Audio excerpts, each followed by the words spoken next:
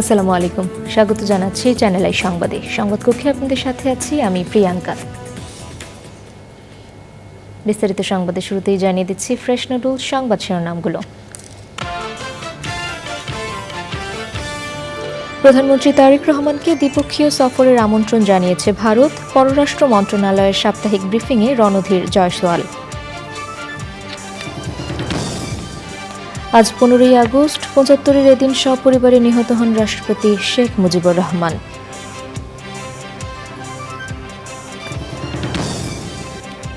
15ই August ঘিরে রাজধানী জুড়ে ডিএমপি 9 ধরনের নিরাপত্তা বলয়, যে কোনো নাশকতা প্রতিরোধে বহুমাত্রিক ব্যবস্থা গ্রহণ। সাবেক প্রধানমন্ত্রী মরহুমা বেগম খালেদা জিয়ার 82তম জন্মদিনে বিএনপির নানা কর্মসূচি, বাংলাদেশের গণতান্ত্রিক অভিযাত্রার প্রতিটি বাঁকের অদম্য কণ্ঠস্বর। সবুজে সাজাই বাংলাদেশ স্লোগানে সাতক্ষীরায় প্রকৃতি ও জীবন ক্লাবের বৃক্ষরোপণ ও বিতরণ, আর্থসামাজিক উন্নয়নে সবুজায়নের ওপর গুরুত্বারোপ। এবং দেশে বহু তরুণের হাত ধরে গড়ে উঠছে 10,000 কোটি টাকার বাণিজ্যিক পেয়ারা বাগান। বিশাল বাজার ধরে রাখতে প্রয়োজন টেকসই আধুনিক বাজার ব্যবস্থা।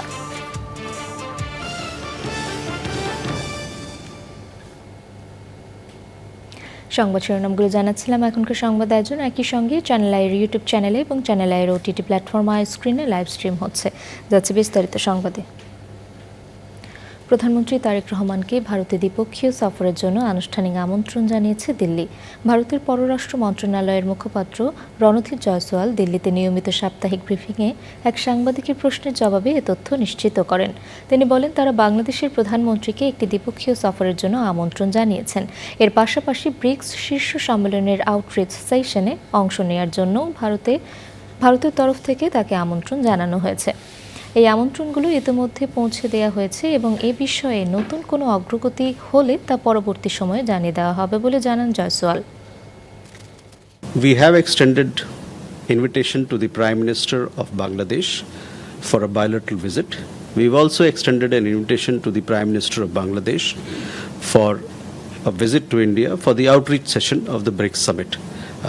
So these invitations have been extended and I shall keep you updated if there is any progress in this regard. আজ 15ই আগস্ট শেখ মুজিবুর রহমানের 51তম মৃত্যুবার্ষিকী। 1975 সালের এই দিনে সপরিবারে নিহত হন শেখ মুজিবুর রহমান। পরে তাকে গোপালগঞ্জের টুঙ্গিপাড়ায় সমাহিত করা হয়। শেখ মুজিবুর রহমান বাংলাদেশের মহান মুক্তিযুদ্ধে ভূমিকার জন্য স্মরণীয় হয়ে আছেন। আমিনা রহমান শক্তির রিপোর্ট। বাংলাদেশের ইতিহাসে এক স্মরণীয় নাম শেখ মুজিবুর রহমান। স্বাধীনতা পরবর্তী সময়ে সরকার পরিচালনায় তাকে নিয়ে আলোচনা সমালোচনা দুটোই আছে। 1975 সালের 15ই আগস্ট ধানমন্ডিতে নিজ বাসভবনে নিহত হন রাষ্ট্রপতি শেখ মুজিবুর রহমান। একই সঙ্গে নিহত হন শেখ মুজিবুর রহমানের সহধর্মিণী শেখ ফজিলাতুন্নেসা মুজিব, 3 ছেলে, পুত্রবধূ সহ পরিবারের সদস্যরা। পরদিন শেখ মুজিবুর রহমানের মরদেহ সমাহিত করা হয় তার জন্মস্থান গোপালগঞ্জের টুঙ্গিপাড়ায়। দেশের বাইরে থাকায় বেঁচে যান তার 2 মেয়ে শেখ হাসিনা ও শেখ রেহানা। 1981 সালে দেশে ফিরে শেখ হাসিনা রাজনীতিতে যোগ দেন। 2024 সালের 5ই আগস্ট ছাত্র জনতার গণ অভ্যুত্থানে সরকার পতনের পর শেখ হাসিনা ভারতে আশ্রয় নিয়েছেন। Amina Rahman Shukti, channel I. 15ই আগস্টকে কেন্দ্র করে রাজধানীতে আইনশৃঙ্খলা পরিস্থিতি স্বাভাবিক রাখা, জননিরাপত্তা নিশ্চিত করা এবং যে কোনো ধরনের নাশকতা ও সহিংসতা প্রতিরোধে বহুমাত্রিক ব্যবস্থা গ্রহণের কথা জানিয়েছে Dhaka metropolitan police DMP. Shahidullah রাজুর রিপোর্ট। রাজধানী জুড়ে 15ই আগস্ট ঘিরে 9 ধরনের নিরাপত্তা ব্যবস্থা গ্রহণ করেছে ডিএমপি।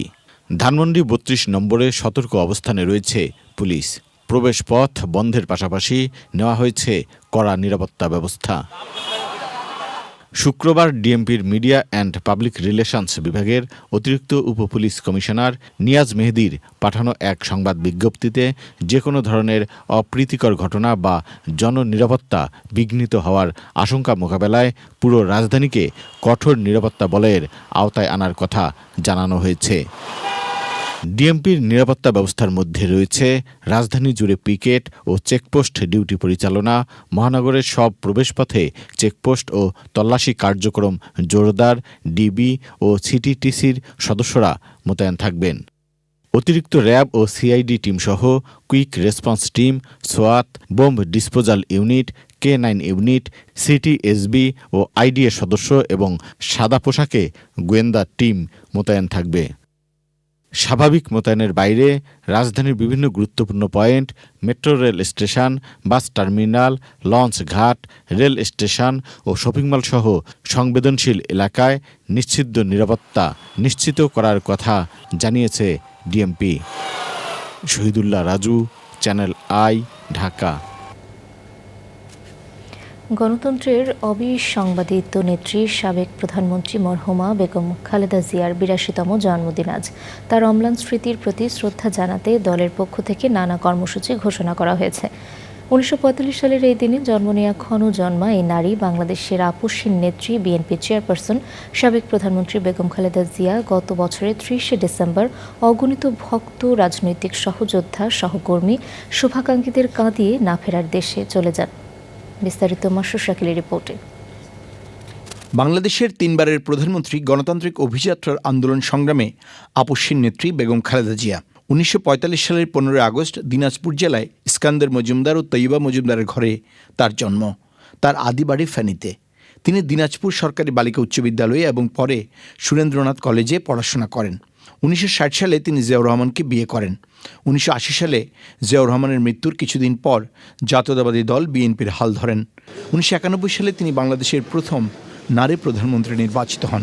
এছাড়াও ১৯৯৬, ২০০১ সালেও তিনি আরও দুবার প্রধানমন্ত্রী হয়ে দেশ পরিচালনা করেছেন। দেশের দীর্ঘ গণতান্ত্রিক আন্দোলন সংগ্রামে বেগম খালেদা জিয়া জেল, জুলুমসহ গৃহবন্দিত্ব সবই সহ্য করেছেন। দেশের মানুষের কাছে আপসহীন নেত্রী হিসেবে গত বছর তার মৃত্যুর পর তাকে রাজস্বিক চিরবিদায় দেয় বাংলাদেশের মানুষ।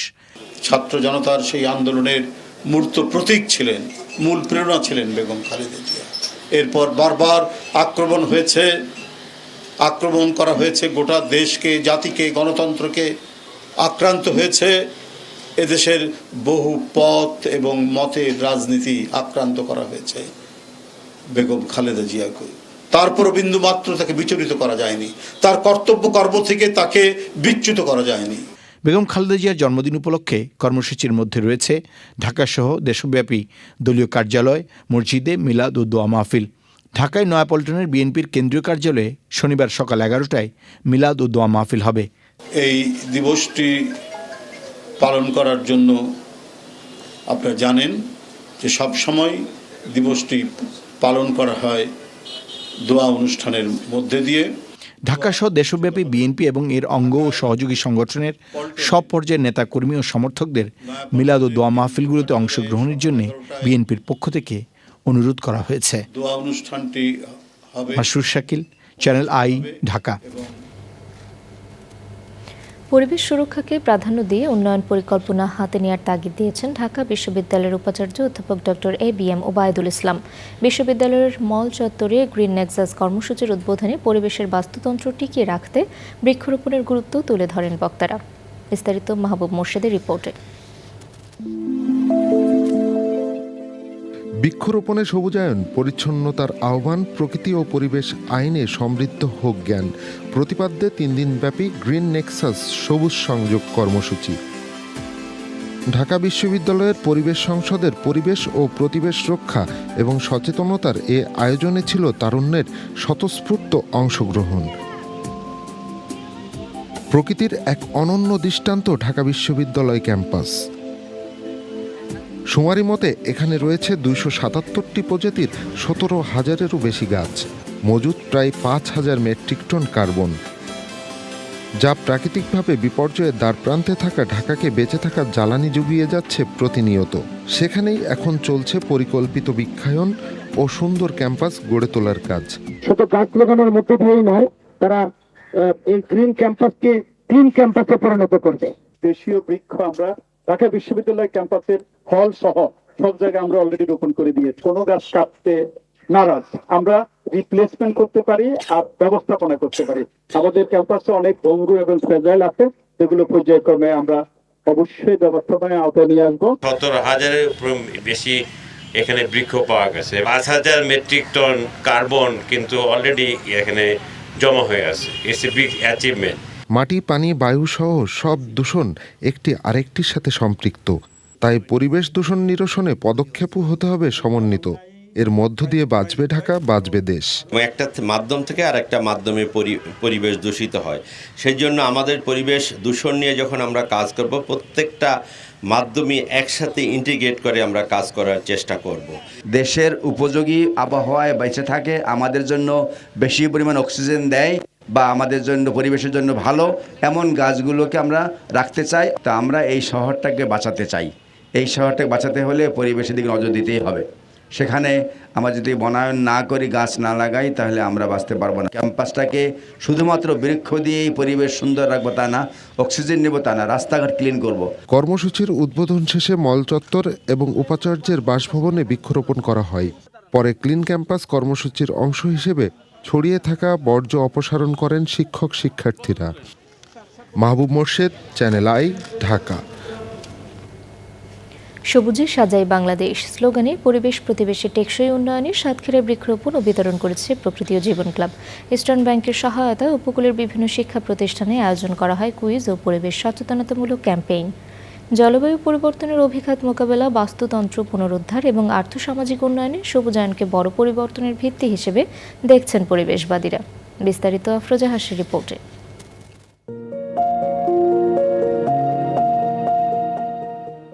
বৈচিত্র্যময় প্রকৃতির উপকূলীয় জনপদ সাতক্ষীরা। একদিকে অবারিত সবুজ সুন্দরবন, অন্যদিকে কপোতাক্ষ, ইসামতি, খোলপেটুয়া ও যমুনা নদীর বিশাল জলরাশি। যেন রংতুলির আঁচড়ে প্রকৃতির মনোরম ক্যানভাস। তবে প্রকৃতির এই সৌন্দর্যের আড়ালেই লুকিয়ে আছে করুণ বাস্তবতা। জলবায়ুর বিরূপ প্রভাবে ক্রমবর্ধমান ঝড়, জলোচ্ছ্বাস সহ প্রাকৃতিক দুর্যোগ উপকূলবাসীর জীবনে বয়ে আনে কঠিন চ্যালেঞ্জ।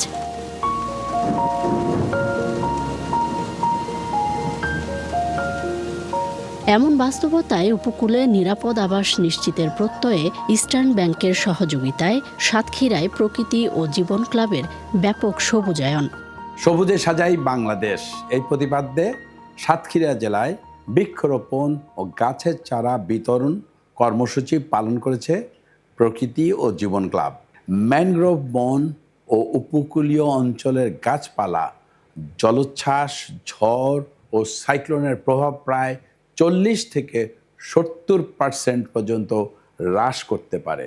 সুন্দরবন সংলগ্ন সাতক্ষীরায় উপকূলীয় সুরক্ষা এবং লবণাক্ততা প্রভাব মোকাবেলায় বেশি বৃক্ষরোপণ জীবন রক্ষাকারী একটি পদক্ষেপ।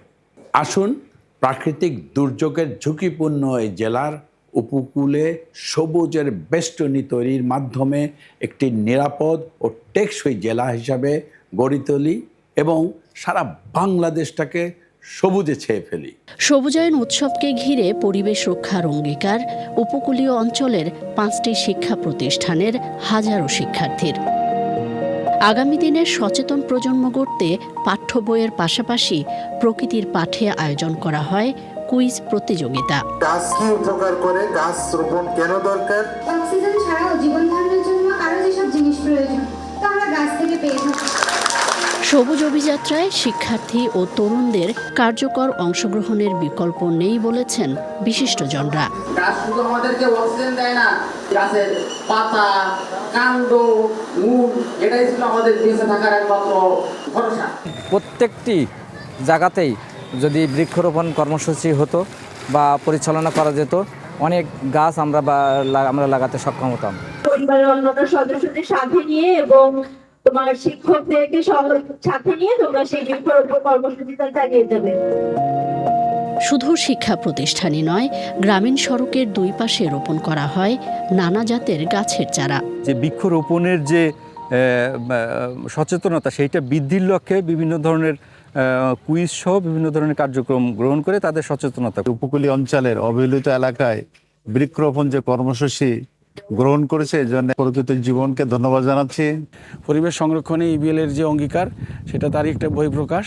গাছগুলো বড় হয়ে গেলে এখানের প্রাকৃতিক সৌন্দর্য বৃদ্ধি পাবে এবং পরিবেশের ভারসাম্য রক্ষা হবে। উপকূলীয় জনপদের সুরক্ষায় সবুজায়নে তরুণ প্রজন্মের ছোট্ট অঙ্গীকারই একদিন হয়ে উঠবে বড় পরিবর্তনের ভিত্তি। আর তাদের হাত ধরেই নিশ্চিত হবে সবুজ শ্যামল জীববৈচিত্র্য সমৃদ্ধ বাংলাদেশ।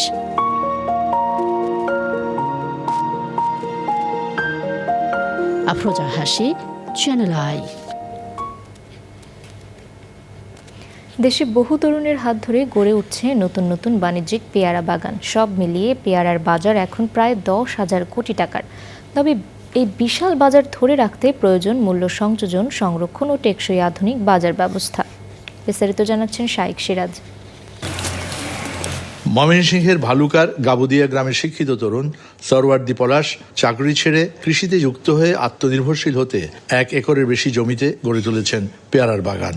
আধুনিক প্রযুক্তি কাজে লাগিয়ে থাই 12 মাসি জাতের পেয়ারার সারা বছর উৎপাদন ধরে রেখেছেন তিনি। এতে আশানুরূপ ফলন এবং আয় দুটোই হচ্ছে। শারীরিক অসুস্থতার পরে আর কি আমি জবটা শিফট করে আমি কি করব, তখন আমি কৃষির মধ্যে আর কি ইনভলভ হলাম। এখন কি অবস্থা? এখন আলহামদুলিল্লাহ ভালো আছে, ভালো ইনকাম হচ্ছে। বাগানে গ্লোবাল গ্যাপের নীতিমালা অনুসরণে সহযোগিতা করছে স্থানীয় কৃষি বিভাগ।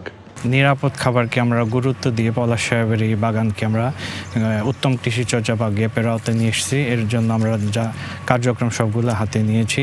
আধুনিক প্রযুক্তির পাশাপাশি উন্নত বাজার ব্যবস্থা এবং সংরক্ষণ সুবিধা নিশ্চিত করার দাবি এই তরুণ উদ্যোক্তার। পেয়ারা থেকে অনেক ধরনের আচার তৈরি করতে পারি, অন্যান্য খাবার তৈরি করা যায়। দেশের বাইরে আমরা ভ্যালু অ্যাড করতে পারেন, তাই তো? জি স্যার। সরকার সেদিকে যদি সুষ্ঠু নজর দেন তাহলে কৃষকরা অনেক উপকৃত হবে, আমরা অনেক উপকৃত হব।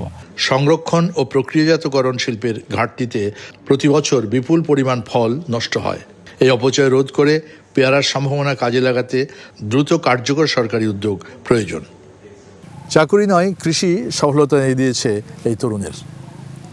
পরিবারের অসম্মতির পরেও এই স্বাবলম্বিতা আজকে তাকে নতুন পথ এবং উদ্যোক্তায় পরিণত করেছে। এই তরুণের আকাঙ্ক্ষা সরকার যদি তাদেরকে আরও অনেক পৃষ্ঠপোষকতা করে এবং তাদের এই উৎপাদিত পণ্যগুলোকে যদি বিদেশে রপ্তানির সুযোগ করে দেয়, তাহলে বাংলাদেশে অনেক উদ্যোক্তা তৈরি হবে এবং তারা পাবে সতেজ বিষমুক্ত শাকসবজি, ফল ফলাদি। ময়মনসিংহের ভালুকার গোপদিয়া থেকে শাইক সিরাজ, চ্যানেল আই। এ নিয়ে বিস্তারিত প্রতিবেদন দেখবেন আজ রাত 9টার সংবাদের পর হৃদয়ে মাটি ও মানুষ অনুষ্ঠানে। বাংলা ভাষা নিয়ে দেশের ইস্পাহানি টি লিমিটেড এর উদ্যোগে চ্যানেল আইয়ের সবচেয়ে বড় মেধাভিত্তিক TV reality show Ispahani Mirzapur Banglabid এর 7ম আসরে চট্টগ্রাম বিভাগের বাছাই পর্ব শেষ হয়েছে। 1000-এরও বেশি প্রতিযোগীর মধ্যে বিভিন্ন ধাপে পরীক্ষার মাধ্যমে চট্টগ্রাম থেকে সেরা 7 জন ঢাকায় চূড়ান্ত পর্বে অংশ নেওয়ার সুযোগ পেয়েছে। রাতে সেরা 20 প্রতিযোগীর হাতে পুরস্কার তুলে দেন চট্টগ্রাম জেলা প্রশাসক মোহাম্মদ জাহিদুল ইসলাম মিয়া। চট্টগ্রাম থেকে চৌধুরী ফজলির দেব। শুক্রবার Chittagong Ispahani public school and college প্রাঙ্গণে আয়োজিত বাছাই পর্বের প্রতিযোগিতায় অংশ নেয় সহস্রাধিক শিক্ষার্থী। মেধা বিকাশের সুযোগ সৃষ্টির এই অসাধারণ প্রতিযোগিতায় অংশ নিতে পেরে শিক্ষার্থী এবং অভিভাবকরা উচ্ছ্বসিত।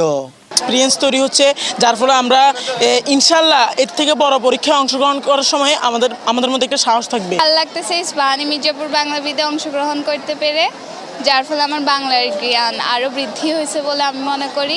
বাংলার যে চর্চা, আমরা যে এখন ফেসবুক ওরিয়েন্টেড হয়ে গেছি, ওটা থেকে বাংলার যে পড়ার একটা 2-3 দিন যাবৎ বাংলা নিয়ে সে রিচার্জ করতেছে। দিনব্যাপী এই প্রতিযোগিতায় ইস্পাহানি গ্রুপের শীর্ষ কর্মকর্তারা উপস্থিত থেকে আগামীতে এই প্রতিযোগিতা আরও ব্যাপকভাবে আয়োজনের উপর গুরুত্ব আরোপ করেন। শুদ্ধ বাংলার চর্চা, ভবিষ্যৎ প্রজন্ম যাতে তারা যেই মাধ্যমেই লেখাপড়া করুক, বাংলা ভাষা আমাদের মাতৃভাষা, বাংলা ভাষার জন্য আমরা প্রাণ দিয়েছি। সেই বাংলা ভাষা যাতে ভবিষ্যৎ প্রজন্ম শুদ্ধভাবে বলতে পারে, লিখতে পারে এবং সবার সাথে সেভাবে যাতে তারা কথা বলতে পারে, মূল উদ্দেশ্যই এটা। সামাজিক দায়বদ্ধতার অংশ হিসাবে এইসব কাজগুলো করে যাচ্ছি। ইস্পাহানি শিক্ষা, চিকিৎসা এবং ক্রিয়াক্ষেত্রে বাংলাদেশের প্রত্যেকটি ক্রিয়ার প্রত্যেকটি স্তরেই ইস্পাহানি অবদান রেখে যাচ্ছে। আমরা চাই বাংলাদেশের মানুষের সুন্দর জীবন। ইস্পাহানি মির্জাপুর বাংলাবিদ যে প্রতিযোগিতা, সেটা আমাদের ছেলেমেয়েদেরকে নতুন করে একটা কৌতূহল সৃষ্টি করছে, আগ্রহ সৃষ্টি করছে বাংলা ভাষার প্রতি, যেটা তাদের বাংলা ভাষার দক্ষতা অর্জনে, পারদর্শিতা অর্জনে গুরুত্বপূর্ণ ভূমিকা রাখছে। নতুন প্রজন্মের কাছে বাংলা সংস্কৃতি, শুদ্ধ বাংলা বানান ও ব্যবহার ছড়িয়ে দিতে ইস্পাহানি গ্রুপ এবং চ্যানেল আইয়ের এই আয়োজন গুরুত্বপূর্ণ অবদান রাখবে বলে মনে করেন চট্টগ্রাম জেলা প্রশাসক ও চ্যানেল আই। এমন একটা প্রতিযোগিতা যেখানে বিচারকের নাম্বার দেওয়ার কোনো ক্ষমতা নাই। বাচ্চাই জানে যে প্রশ্নের উত্তর দিলে সে 5 পাবে, না হলে সে 3 মাইনাস হবে, তার মানে তার বিচারক সে নিজেই। অতএব এই যে বিশ্বাসযোগ্যতা আমরা তৈরি করতে পেরেছি ইস্পাহানি মির্জাপুর বাংলাবিদে, সেইটা আসলে আপনি অন্য কোনো রিয়েলিটি শোতে পাবেন না। চ্যানেল আইয়ের এই যে উদ্যোগ, বাংলাবিদ গড়ার যে উদ্যোগ, এই উদ্যোগের মাধ্যমে প্রযুক্তির সাথে আমাদের যে বাংলাবিদ হিসাবে তারা যে পরিচয় ঘটবে, এটি আগামী বাংলা ভাষাভাষীর জন্য একটি সুসংবাদ এবং এটি খুব ভালো আয়োজন। ঢাকায় মূল পর্ব শেষে দেশসেরা বাংলাবিদ জিতে নেবে 10 লাখ টাকার মেধাবৃত্তি এবং দ্বিতীয় 3 লাখ ও তৃতীয় স্থান অধিকারী পাবে 2 লাখ টাকার মেধাবৃত্তি। Chowdhury Farid, channel I, Chattogram. ইরানে হামলায় অংশ নেওয়া ইউএসএস আব্রাহাম লিঙ্কনের বদলে মধ্যপ্রাচ্যে পাঠানো হচ্ছে ইউএসএস জর্জ ওয়াশিংটন। দীর্ঘদিন সমুদ্রে থাকায় লিঙ্কনের নাবিকদের মানসিক চাপ, সরবরাহ ঘাটতি ও নিরাপত্তা নিয়ে উদ্বেগের মধ্যেই এই সিদ্ধান্ত। এদিকে যুদ্ধবিরতি আলোচনা ব্যর্থ হলে ইরানের বন্দরগুলোতে অনির্দিষ্টকাল নৌ অবরোধ চালানোর হুমকি দিয়েছে যুক্তরাষ্ট্র। ওয়াশিংটনের দাবি, হরমুজ প্রণালীতে তাদের পূর্ণ নিয়ন্ত্রণ রয়েছে। তবে ইরান বলছে প্রণালী তাদের নিয়ন্ত্রণে এবং নিষেধাজ্ঞা প্রত্যাহার ও বিদেশে আটকে থাকা সম্পদ ফেরত না দেয়া পর্যন্ত এটি খোলা হবে না। ফলে দুই দেশের পাল্টাপাল্টি অবস্থানে সংকট আরও গভীর হচ্ছে। এবারে কৃষি সংবাদ।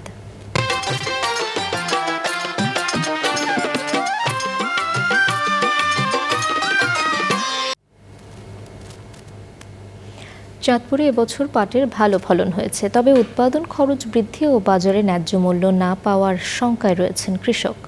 মুর্শিদ আলমের তথ্য, ভিডিও চিত্রে আল মুক্সদের রিপোর্ট। চাঁদপুরে চলতি মৌসুমে পাটের নির্ধারিত লক্ষ্যমাত্রা ছিল ৩,৩৩৮ হেক্টর জমি। তবে লক্ষ্যমাত্রা অতিক্রম করে মোট ৩,৩৯১ হেক্টর জমিতে পাটের আবাদ হয়েছে, যা নির্ধারিত হিসাবের চেয়ে বেশি। চাষিদের অভিযোগ, পাট পচানোর জন্য মাঠে পর্যাপ্ত পানি মেলেনি। দূর দূরান্তে পাট পরিবহনে গুনতে হচ্ছে বাড়তি টাকা। উৎপাদন ও পরিবহন খরচ বাড়লেও বাজারে মিলছে না ন্যায্য মূল্য।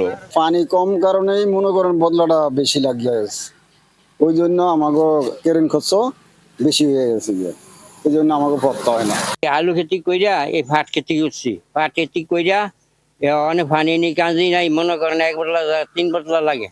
একজন রোজের দাম 800 টাকা, নিজে করলে ভোসে, মানুষ লইয়া করলে ভোসে না। যে দর, এই দরে লস, বদলার দাম তো বেশি আর পানি কাঞ্জি তো নাই, পাট তো কান্দ করে আনতে হয়েছে। বাজার কমে গেছে, এখন 2800-3000 আছে, এতে মনে করেন আমাদের পোষাইবে কম। তবে কৃষকদের এই অভিযোগ নাকচ করে দিয়েছে স্থানীয় কৃষি বিভাগ। পাট যখন কর্তনের সময় হতো তখন বৃষ্টিপাত ছিল না, খালে পানি ছিল না, যার দরুন বিজ্ঞানীরা গবেষণা করে বের করছে রিবন রেটিং পদ্ধতিতে যে পাটের যদি আঁশটা তুলে জাগ দেওয়া হয় তাহলে কৃষকের একটু উৎপাদন খরচটা কমে। তো এবার তো আর ওই রিবন রেটিং এরও প্রয়োজন নয়, বিশেষ করে কন্টিনিউয়াস গত 1.5 মাস 2 মাস বৃষ্টি। কৃষি বিভাগের ইতিবাচক দাবি থাকলেও মাঠ পর্যায়ে চিত্র ভিন্ন। খরচ আর বিক্রয় মূল্যের এই বড় ব্যবধান না কমলে আগামীতে পাট চাষে আগ্রহ হারাবেন কৃষক, বলছেন সংশ্লিষ্টরা। আল মুকসিদ, চ্যানেল আই। এবারে প্রকৃতি সংবাদ।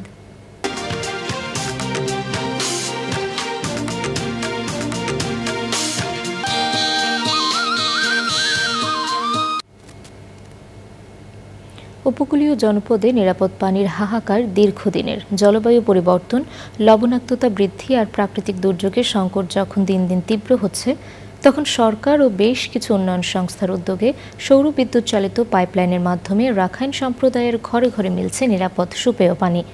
তবে সংকটের স্থায়ী সমাধানে ভূগর্ভস্থ পানি সংরক্ষণ ও পরিবেশ রক্ষায় গুরুত্ব আরোপ করছেন সংশ্লিষ্টরা। কক্সবাজার থেকে সরোজ আজম মানিকের রিপোর্ট। চারদিকে নদী, খালসহ রয়েছে বিভিন্ন জলাশয়।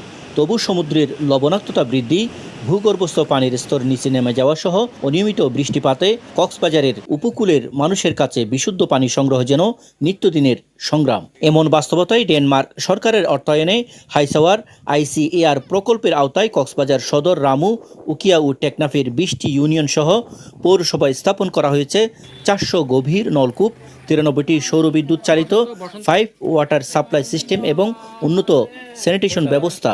এতে রাকাইনপাড়া থেকে পাহাড়ি গ্রাম, জেলেপল্লী থেকে প্রত্যন্ত জনপদ সবখানেই এখন বদলে যাওয়ার গল্প। তো পানি আনতে অনেক কষ্ট হতো। পানি নিজের ঘরে নিজে ভালোভাবে ব্যবহার করতে পারছি। এই পানি বেশি মজা লাগে। পৌরসভার যেরকম পানি সিস্টেম, ওইরকম গ্রামে অসহায় মানুষগুলো এখন পানি পাইছে। সৌর বিদ্যুৎ ভিত্তিক পানি সরবরাহ ব্যবস্থাকে জলবায়ু সহনশীল কার্যকর মডেল হিসেবে দেখছেন সংশ্লিষ্টরা। প্রতিটি বাড়িতে একটা করে পানির পয়েন্ট দিয়ে পানি সরবরাহ করা হয়, এতে করে মানুষের জনস্বাস্থ্য ব্যবস্থার যথেষ্ট উন্নতি হয়। যেখানে যে ধরনের প্রযুক্তি ব্যবহার করে পানি সরবরাহটা নিশ্চিত করা যায় সেটা আমরা করে যাচ্ছি। দেশীয় এনজিও এবং আন্তর্জাতিক এনজিও তারাও কাজ করে যাচ্ছে। উপকূলীয় জনপদে শতভাগ নিরাপদ পানির অধিকার নিশ্চিতে দীর্ঘমেয়াদী পরিকল্পনা ও যথাযথ বাস্তবায়নে জোর দিচ্ছেন বিশেষজ্ঞরা। ভূগর্ভস্থ পানির বিষয়ে জনগণ সহ যারা ব্যবহারকারী তাদেরকে সচেতন হওয়ার উপর গুরুত্ব দিলেন পরিবেশবিদ সহ সংশ্লিষ্টরা। কক্সবাজারের কুরুশকুল থেকে সরোয়ার আজম মানিক, চ্যানেল আই। এবারে খেলার খবর।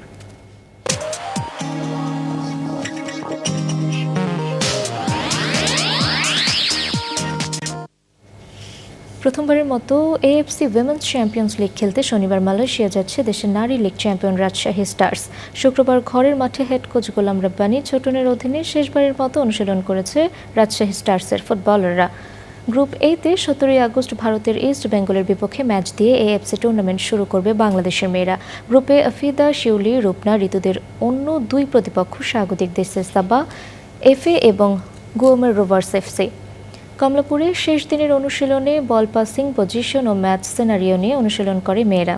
জাতীয় দলের মতো ক্লাবের হয়ে আন্তর্জাতিক অঙ্গনে সেরাটা দেওয়ার প্রতিশ্রুতি ফরওয়ার্ড তহুরার।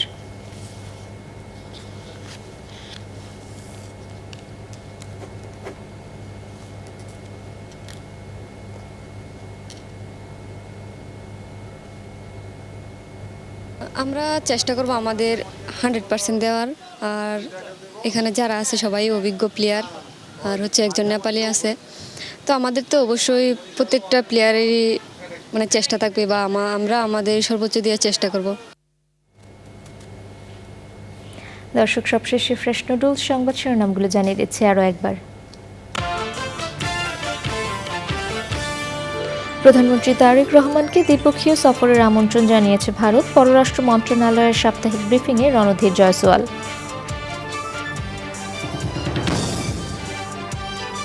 আজ 15ই আগস্ট 75-এর এদিন সপরিবারে নিহত হন রাষ্ট্রপতি শেখ মুজিবুর রহমান।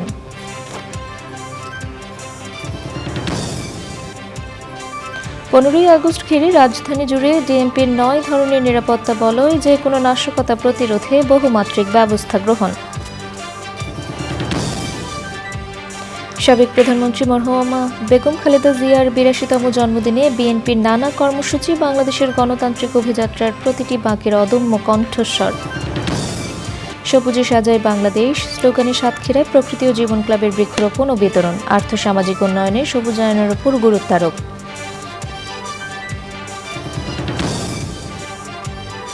এবং দেশে বহু তরুণের হাত ধরে গড়ে উঠছে 10,000 কোটি টাকার বাণিজ্যিক পেয়ারা বাগান। বিশাল বাজার ধরে রাখতে প্রয়োজন টেকসই আধুনিক বাজার ব্যবস্থা।